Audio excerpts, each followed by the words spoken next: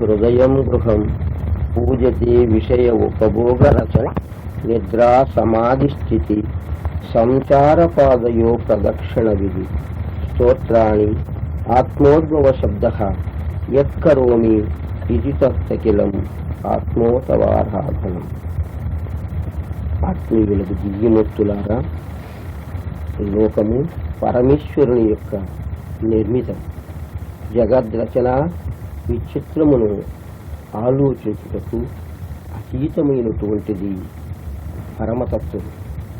అందుచేత ఈరోజు కార్తీక మాసము మొదటి రోజు. ఈ కార్తీక మాసము రోజు మనం భాగవతాన్ని పారాయణం చేయడం చాలా గొప్పతనం.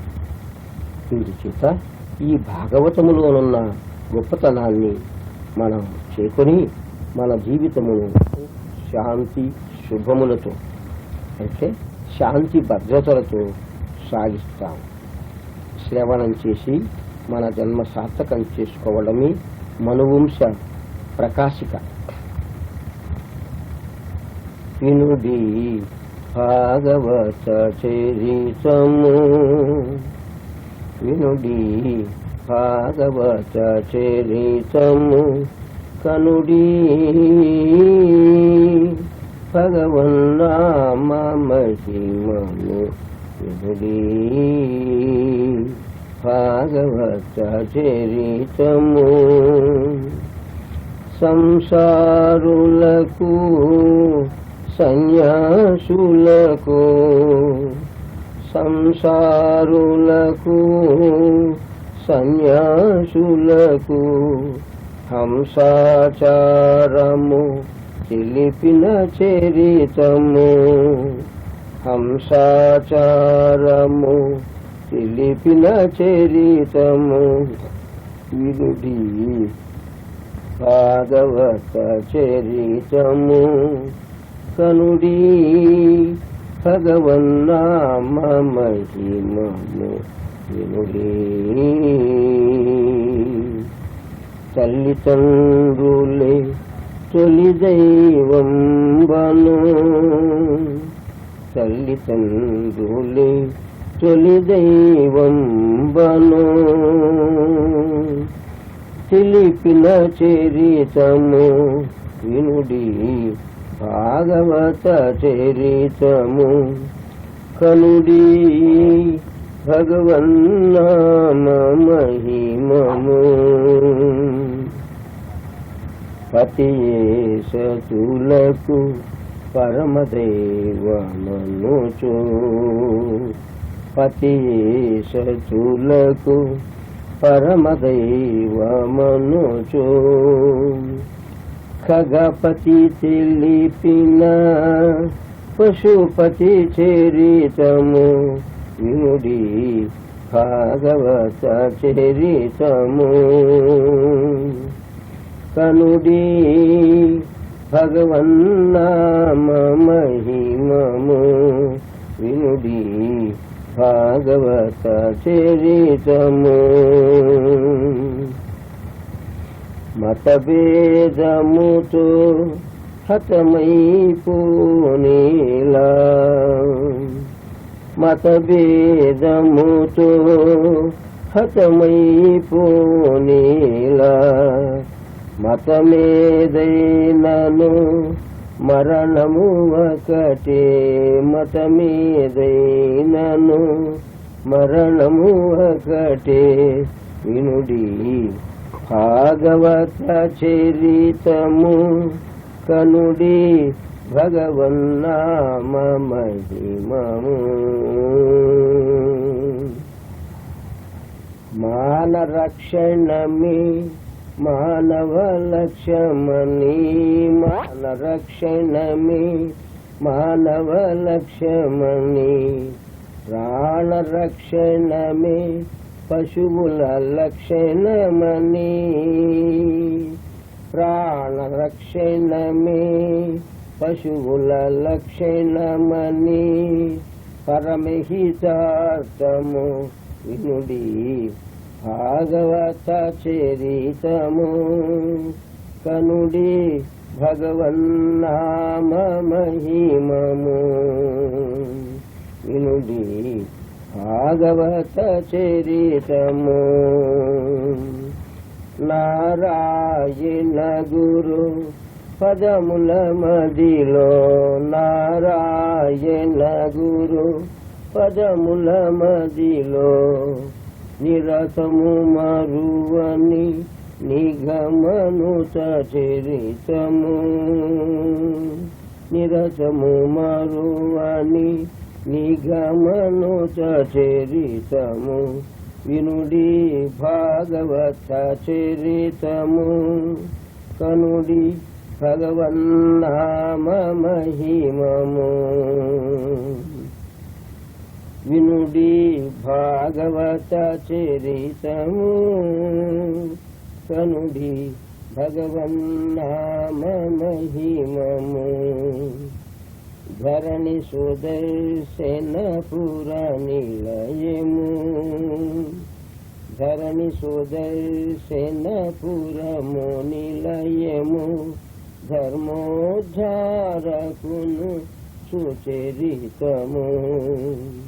ధర్మోద్ధారకుని సుచరితము. వినుడి భాగవత చరితము. కనుడి భగవన్నామ మహిమము. వినుడి భాగవత చరితము. భగవన్నామ మహిమము. వినుడి. పంచమకుల మానవాదముల శిక్షించి, పంచమకుల మానవాదముల శిక్షించి, సుజనాళి పాలికి సద్ధర్మములను బోధించు సత్యముల్. వినుడి భాగవత చరితము. కనుడి భగవన్నామ మహిమము. సృష్టి సమిష్టికి సుదర్శనపుర సూర్యోదయము. సృష్టి సమిష్టికి సుదర్శనపుర సూర్యోదయము. వినుడి భాగవత చరితము. కనుడి భగవన్నామ మహిమము.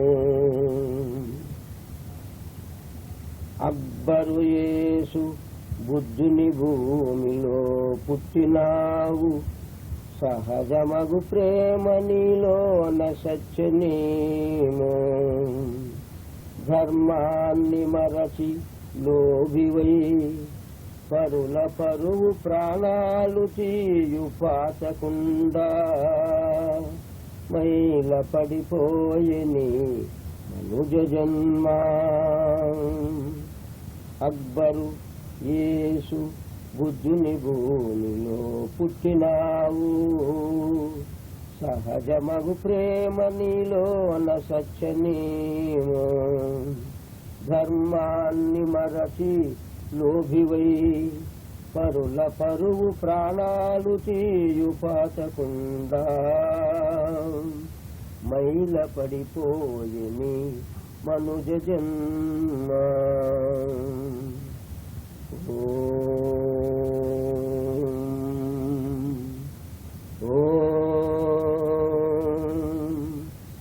హరిసుత జాంభవరాం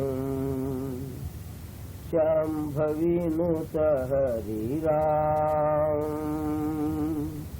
హరిసుత జాంభవరాం శాంభవినుత హరిరాం. హరిసుత జాంభవరాం శాంభవినుత హరిరాం.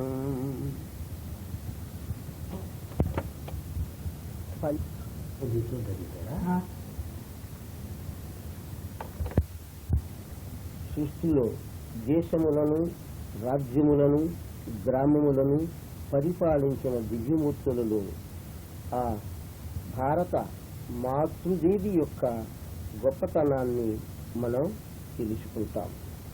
పురాతన కాలంలో ఈ భారతదేశమును వృషభుడు అనే రాజు పరిపాలించినాడు.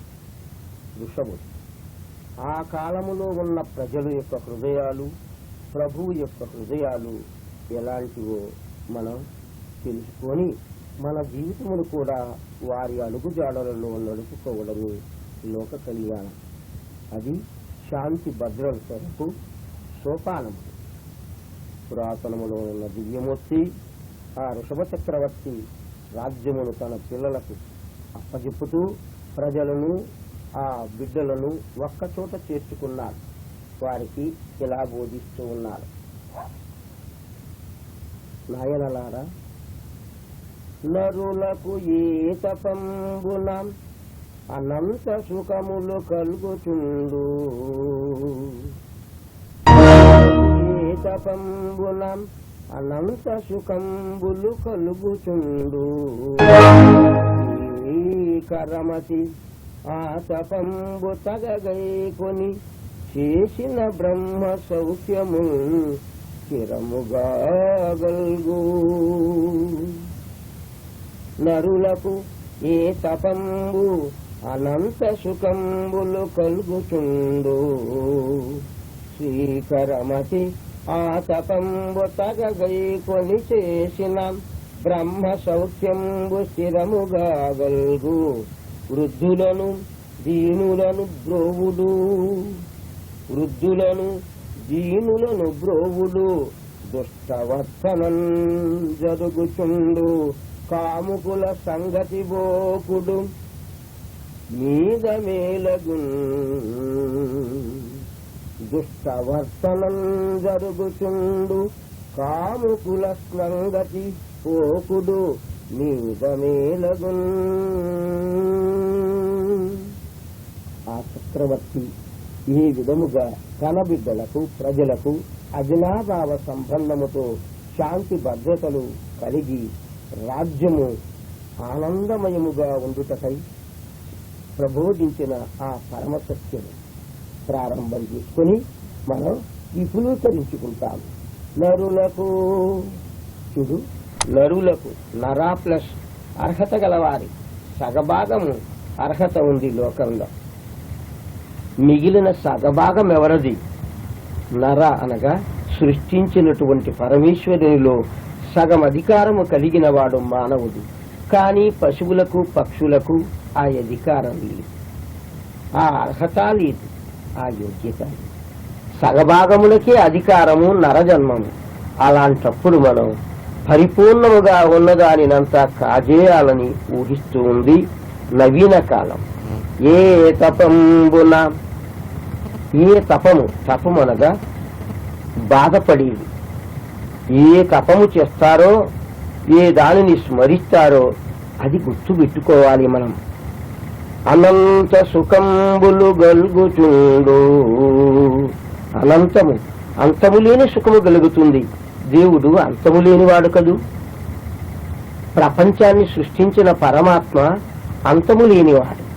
అంతము కలిగినది ప్రకృతి, అంతము లేనిది దాని యజమాని అయిన పరమాత్మ. అందుకని ఆ పరమాత్మ అనంతమైన వాడు. మనం కూడా దానిలో సగభాగము కలిగి ఉన్నందుచేత అనంత సుఖంబులు పొలుగుటకు మనకు అర్హత ఉంది. అందుచేత అది ఏ తపము అనేది తెలుసుకోవాలి. శ్రీకరమతి ఆ తపంబు తగగై కొని చేసిన బ్రహ్మ సౌఖ్యంబు స్థిరముగా గల్గో.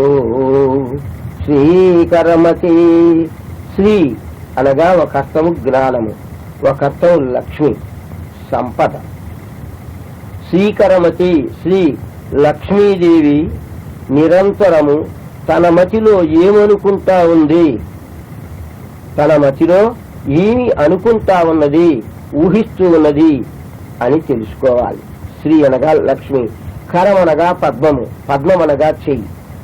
ఆమె తన మతిలో తన చేతితో ఏమి చేయాలి అని ఊహిస్తూ ఉన్నదో చక్కగా సాంగోపాంగముగా తెలుసుకుంటాము.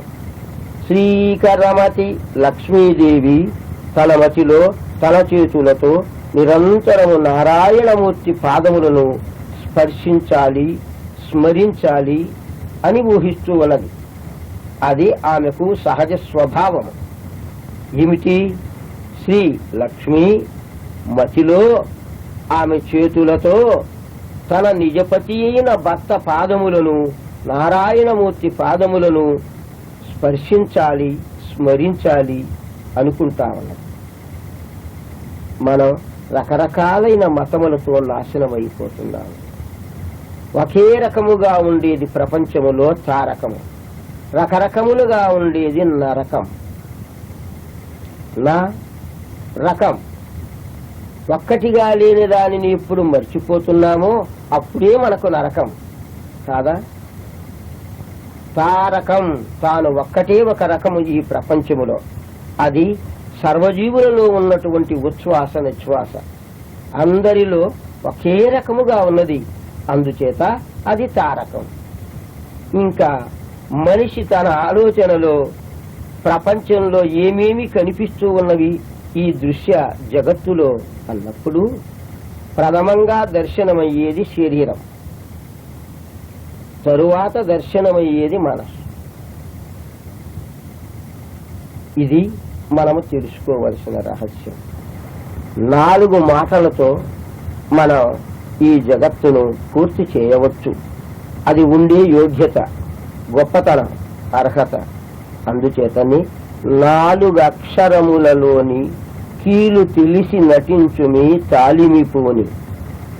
4 అక్షరములలోని కీలు తెలిసి నటించుమి తాలిమిపోని. ఆ అక్షరాలు గుర్తు పెట్టుకోవాలి మనం.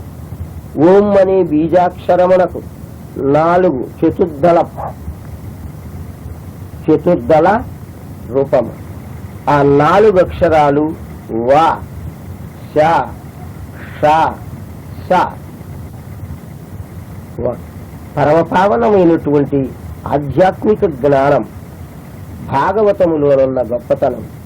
ఓం అనే బీజాక్షరమునకు 4 దళములు వా, శ, ష, స చక్కగా వర్ణించారు. అందుచేతని 4 बातों से सब दुनिया भी चल जाती है. 4 बातों से 4 వాక్యములు. ఇవే 4 వాక్యములు. వా, శ, ష, స. ఈ 4 వాక్యములను మనం గుర్తుకు తెచ్చుకొని ప్రతినిత్యము ఆచరించాలి. అందుకని ఈ గొప్పతనాన్ని భాగవతంలో మన పూర్వీకులైన దివ్యమూర్తులు లోక కళ్యాణము నిమిత్తార్థమై ఇలాగా వ్రాసినారు. ఏంటివి? శరీరము, ప్రాణము, మనస్సు, శ్వాస. ఇవి 4 అనుసరించాలి. శరీరము, ప్రాణము, మనస్సు, శ్వాస.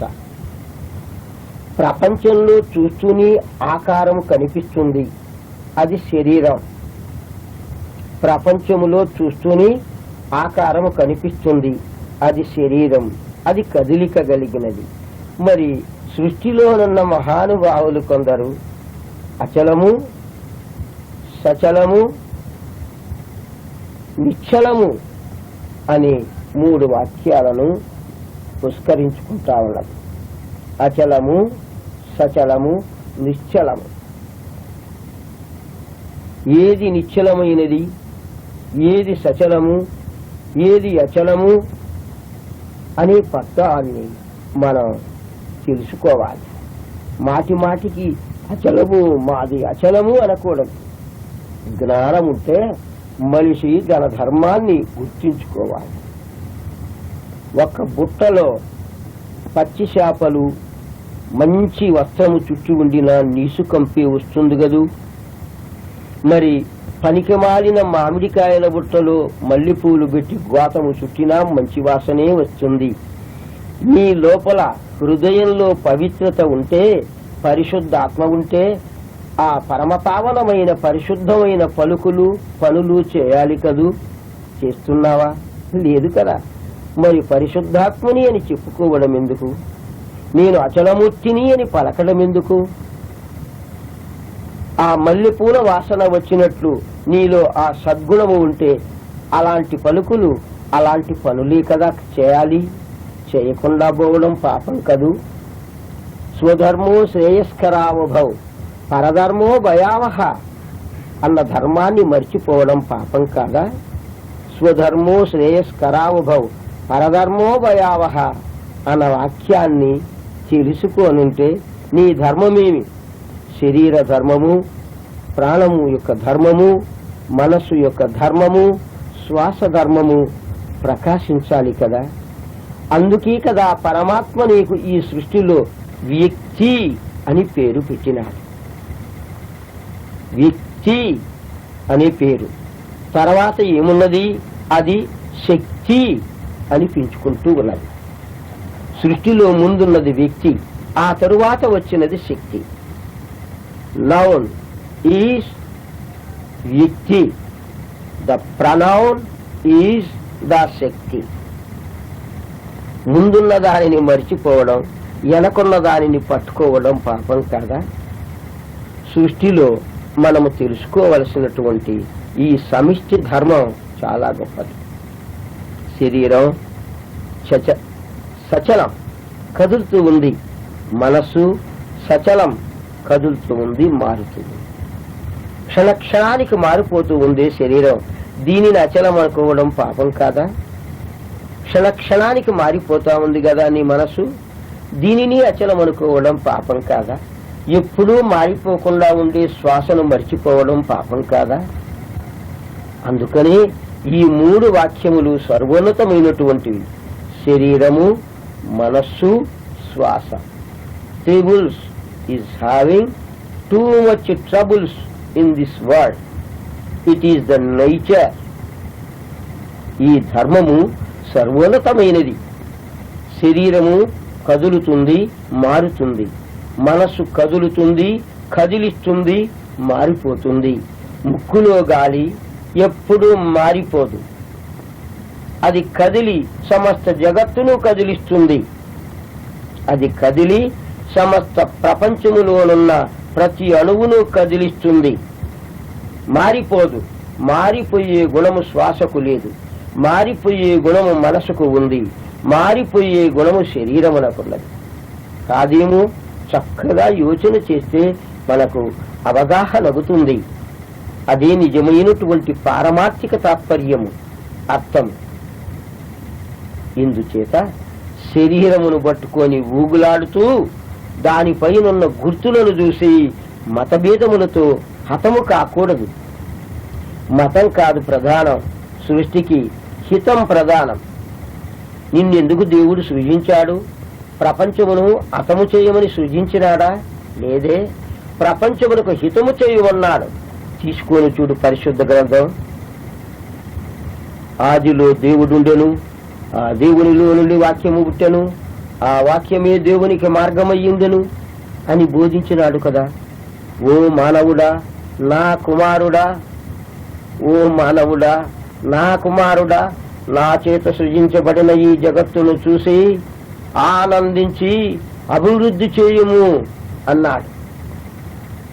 నీవు ఈ జగత్తును అభివృద్ధి చేసి ఆనందించుమన్నాడు పరిశుద్ధ గ్రంథములో. ఇంకా ఖురాన్లో కూడా అలాంటి పరమ సత్యమును బోధించినాడు. ఆ పరిశుద్ధమైన వేదములలో కూడా ఆ దివ్యతత్వాన్ని పేర్కొన్నాడు. ఆ వాక్యమును మరిచిపోవడం మనకు పాపం కాదా? దేవుని చేత సృజింపబడిన ఈ జగత్తును చూసి అభివృద్ధి చేసి ఆనందించమన్నాడే గాని నిన్ను హతము చేయమని చెప్పలేదు కదూ. మరి మరిచిపోయి మాట్లాడడం పాపం కాదా? జగత్తు అనేది ఎంత గొప్పదో నీకెందుకు తెలియదు? నీకు ఏది అవసరమో ఈ జగత్తులో నీ పొరుగు జీవులకు అది అవసరము లేదా? నీకు ఇష్టమైనది నీ పొరుగు వారికి ఇష్టము కలగలిగినట్లు చేయుట నీకు ధర్మము కాదా? ఇందుచేత ఎప్పుడు కూడా మానవులు మన పూర్వీకులను మరిచిపోకుండా వారి ప్రవచనములను, వారి పలుకులను, వారి సూక్తులను మన కంఠములో హారముగా ధరించాలి గాని ఆహారముగా ధరించకూడదు.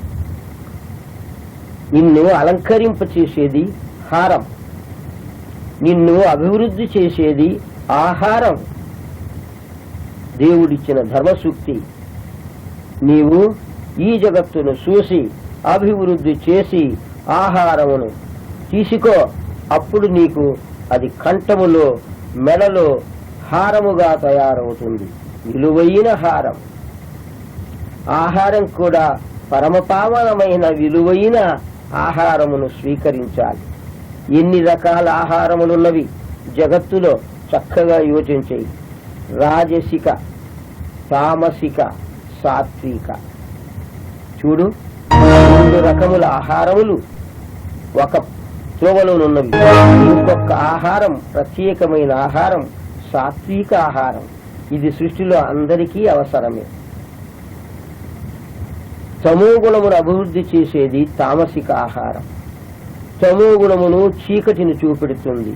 మనవారు వేదములలో అంటున్నారు, ఖురానులో, పరిశుద్ధ గ్రంథములు, తమసోమా జ్యోతిర్గమయ, చీకటిలోనున్న నన్ను ఆ వెలుగు లోకములోనికి చేర్చుకునుము. చీకటి లోకము క్రింద ఉన్నది, వెలుగు లోకము పైన ఉన్నది కాదా? చీకటి లోకము భూలోకము, వెలుగు లోకము ఖగోళ లోకము. వెలుగు పైనుండి వస్తున్నది గాని క్రింది నుండి మనకు రావడం లేదు. అందరూ ఆలోచింపవలసిన ధర్మం ఇది. వెలుగు ఊర్ధ్వస్థానములో నుండి క్రిందికి వస్తూ ఉన్నది, చీకటి క్రింద ఉన్నది. ఇది తెలుసుకోవాలి. చేత మనం చక్కగా ఊహించి ఈ భాగవతములోనున్న వృషభుని చరిత్రను ఆధారముగా తీసుకొని తండ్రి బిడ్డలకు ఏమి బోధింపవలయునో, పరిపాలించే ప్రభువు ప్రజలకు ఏమి బోధింపవలయునో చక్కగా విమర్శించినాడు. అందుకే మన పూర్వీకులున్నారు, hello my darling brother, please look up, aim, please look up, aim. ఊర్ధ్వ దృష్టి కలిగి జీవింపవలయును. ఊర్ధ్వలోకములో ఉన్నది వెలుగు, అది మనకు అత్యవసరం. ఆ వెలుగును మరిచిపోయి ముఖమును క్రిందికి తిప్పి చీకటినే చూస్తున్నావు.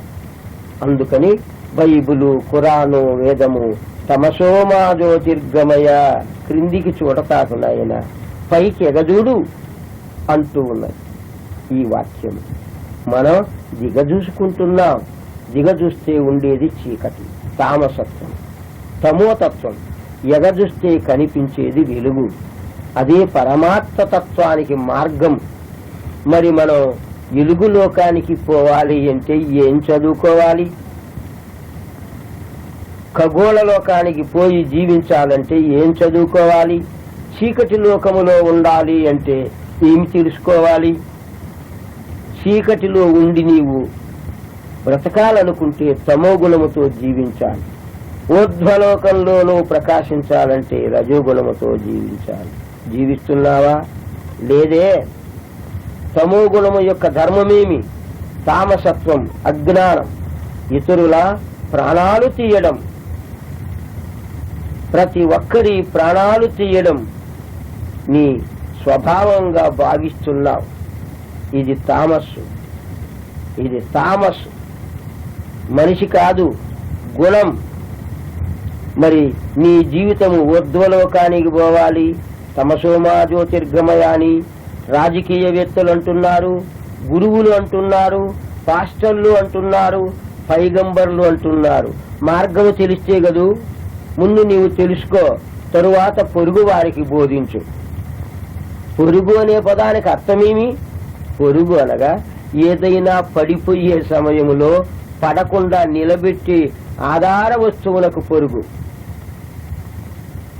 శక్తి లేక పడిపోతా ఉందే, అలాంటి దానిని ఆధారము కలిగించి నిలవించే వ్యక్తితత్వమే పొరుగు కాదా? యోచించేయి. ఏ భాషలతోనేమి? సువర్ణము బంగారు, బంగారే కదా. మరి నీవు తమోగుణమైన పనులు చేస్తూ ఎలుగు లోకానికి పోతానని కేకలేచి చెప్పడము ధర్మమేనా? ఇది 16 అణాల పచ్చి మోసం కాదా? విశ్వాసఘాతకం కాదా? ఊహించి చూడు. నీవు తమోగుణము పనులు పొరుగువారి పరువు తీయడము, ప్రాణాలు తీయడమే. నువ్వు చేసేది ఆ పనులే కదిప్పుడు. నీకు దేవుడు ఆజ్ఞాపించిన అలా చేయమని. మత కలహములతో సమస్త జీవులను హతము చేయడం పాపం కాదా? మతం అనే పదానికి అర్థము చూడు. మత్ నా యొక్క, త్వం నీ యొక్క. మతం మత్ ప్లస్ త్వం, మత్ త్వం మతం. మరి నా యొక్క త్వం జీవత్వానికి నీ జీవునికి భేదము లేదని కదూ. మై తూ హువా తూ మై హువా, हम दोनों की बीच में कुछ